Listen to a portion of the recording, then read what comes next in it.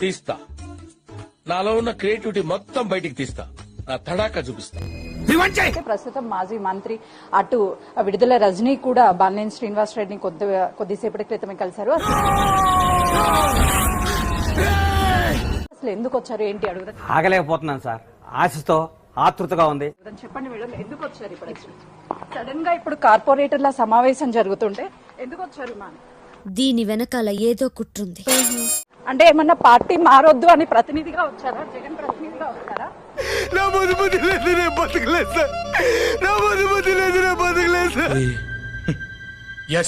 రజనీ గారు ప్లీజ్ అంటే ఏమన్నా ప్రతినిధిగా వచ్చారా? ప్లీజ్ ఎందుకు మీరు ఇప్పుడు సడన్ గా ఇక్కడికి రావాల్సి వచ్చింది?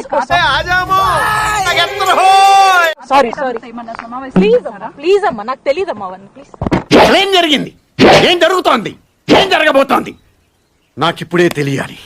అయితే చూస్తున్నాం కదా, విడుదల రజనీ గారు మాత్రం ఎందుకు వచ్చారు ఏంటి అనేది చెప్పడం లేదు. ఇక్కడ జరుగుతున్నటువంటి సమావేశం ఏదైతే ఉందో కార్పొరేటర్ల అమ్మా, నువ్వు ఆ మాట ఇస్తే చాలు చిరుగుడు అనేసుకుంటానమ్మా. వచ్చి 2 నెలలు అవ్వలేదు పథకాల, నీకు 10,000 నీకు 10,000 ఏమన్నా ఈ పిచ్చెక్కిందా? కహానీ కథం అంటే లెఫ్ట్ పగిలింది, రైట్ చిటికింది, టోటల్ గా మ్యాటర్ పోయింది. 10,000 కావాలంటే నిన్ను కూడా స్కీమ్ లో పెట్టుకుంటాం జగన్ రెడ్డి. అంత గిఫ్ట్ మనకు వద్దులే కానమ్మా. అన్ని ఇస్తాం. చంద్రబాబు చెప్పిన కూటమి ప్రభుత్వం మాటలు అన్ని ఇస్తాం. ఈ పంచింగ్ పలక్నామాకే పంచా చెప్తా. ఏమీ వదలం. పేదవాళ్ళ ప్రభుత్వం కూటమి ప్రభుత్వం, చంద్రబాబు ప్రభుత్వం. నీకులాగా ధనవంతుల ప్రభుత్వం కాదు.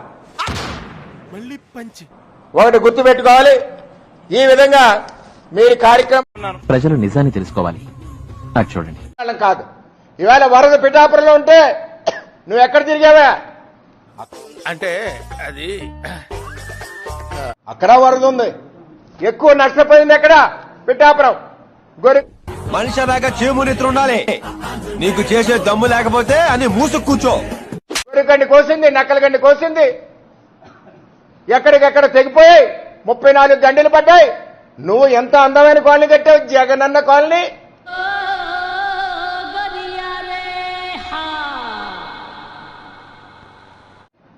40 ఎకరాలు, ఎకరా అక్కడ 15 లక్షలు, నువ్వు కొట్టేసింది 60 లక్షలు. చుట్టూ నీరు, మధ్యలో పేదవాళ్ళు. ఇంటికి వెళ్ళలేదు అక్కడ. దీనికి మీరు ఏమంటారు సార్? మొన్న నేను మా పవన్ కళ్యాణ్ వెళ్ళలేదా? నువ్వెందుకు వెళ్ళలేకపోయావు అక్కడికి? నువ్వంత హార్ష్ గా మాట్లాడుతుంది, నేను ఫీల్ అవుతా. ఎందుకు? నువ్వు కట్టిన కాలనీ కదా, ఎందుకు వెళ్ళలేకపోయావు? శుద్ధగడ్డ, కొండకాలువ, గొల్లప్రోలు ముంచుతుంది కదా, అక్కడికి ఎందుకు వెళ్ళలేకపోయావు? చూడండి, నలుగురిలో ఎదవలమైపోయాం. ఇవన్నీ కూడా కథలు చెప్పక ప్రజలకి. మళ్ళీ వేస్తాడు. ఏం కౌంటర్ సార్ ఇవి? మరి జగన్మోహన్ రెడ్డి కూడా ₹1 కోటి సహాయం ప్రకటించారు కదా. మీకు ఇచ్చారా? మాకైతే ఇవ్వలేదు. అతను నా గురించే మాట్లాడుతున్నాడు. మీకు ఇచ్చారండి? ఏమన్నా మీకు ఇచ్చారా జగన్మోహన్ రెడ్డి? మాకైతే ఇవ్వలేదండి. నీకేమన్నా సిగ్గున్నదారా కొంచెం అన్నా? కడుపుకు అన్నం తింటానావా, పిండి తింటానావారా నువ్వు? ఎవరికైనా రాజకీయ నాయకులకి వాళ్ళకి మంత్రులు ఉన్నారు, డాన్సులు చేసేవాళ్ళు, వాళ్ళకి డాన్సులు చేసుకోవడానికి ఇచ్చాడేమో మరి. ఇలాంటప్పుడే గుండె రాయి చేసుకోవాలి. ఏం చేస్తాం? మాకైతే ఎవరికి జగన్మోహన్ రెడ్డి గారు వచ్చి ఒక్క దగ్గర నుంచొని ఒక్కరికి వాటర్ ప్యాకెట్ ఇచ్చాడా? ఏం పాయింట్ పెట్టావన్నా, సూపర్. ₹1 కోటి తర్వాత ₹1 కోటి తర్వాత స్ట్రోక్ మీద స్ట్రోక్. నీవు సాయం తర్వాత ఇప్పుడు వచ్చి బురదలో నడవడం గానీ, ప్రజల మధ్యలో గానీ ఒక వాటర్ ప్యాకెట్, వాటర్ బాటిల్ మీరు తీసుకున్న ఎవరైనా చూసారా? భయపెడతాం మా రాజకీయం అంతే. 2 సార్లు వచ్చారు కదమ్మా. ఎక్కడికండి? తైతక్కలు ఆడాడండి వచ్చి. ఏంటి బావా మూర్తొచ్చినలాగా ముసుగేసి గేడుస్తున్నావు? ఇదంతా నిమ్మలానే వచ్చింది బావా. మీకు ఎవరికైనా కనిపించారండి? ఎక్కడ కనిపించారండి? ఏమండి, దిగితేనే లోతు తెలిసిద్ది. వేసేసాడు, బాగా వేసేసాడు. చూడటం కాదండి, మీరు చెయ్యాలంతే.